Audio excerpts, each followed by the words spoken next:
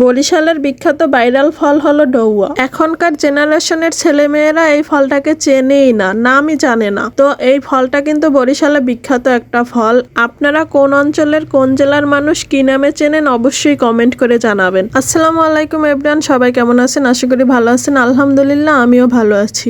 তো চলুন মূল ভিডিও শুরু করা যাক। আজকের রেসিপিতে থাকবে ডৌয়া মাখা ভর্তা। রেসিপিটা ভালো লাগলে ইউটিউব থেকে দেখলে সাবস্ক্রাইব করে পাশে থাকবেন, আর ফেসবুক থেকে দেখলে অবশ্যই ফলো করে সাথে থাকবেন নতুন নতুন ভিডিও পেতে। প্রথমে আমি 3টে ডৌয়া নিয়ে নিলাম ভর্তা করার জন্য। ডৌয়া 3টা অবশ্যই পরিষ্কার করে ভালো করে ধুয়ে নিতে হবে। এই তো আমি ডৌয়া 3টা ভালো করে ধুয়ে নিলাম। এখন কিভাবে কাটবো এটা ভেবে পাচ্ছি না। আমি বরিশালের হয়েও জানি না যে এটাকে কিভাবে কেটে খায়। তবে আমি আগে ভর্তা খেয়েছি, ভর্তা করে দিয়েছে এইগুলো খেয়েছি, কিন্তু নিজে কখনো বানিয়ে খাইনি। তারপর আমি ডৌয়াটাকে ভেঙে নিলাম। তারপর ভিতরে দেখাচ্ছে যে কাঁঠালের মতো কোয়া কোয়া।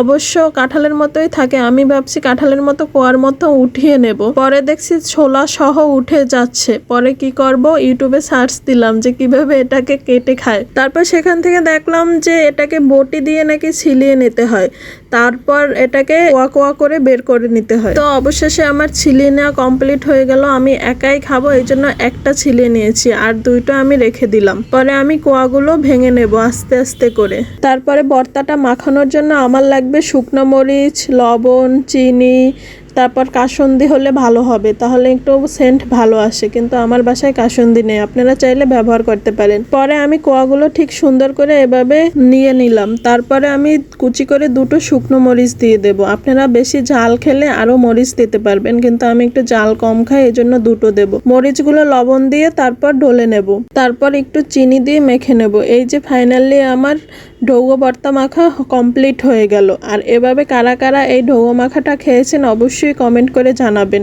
নতুন নতুন ভিডিও পেতে সাথে থাকেন। আজকের মতো শেষ করছি। আল্লাহ হাফেজ।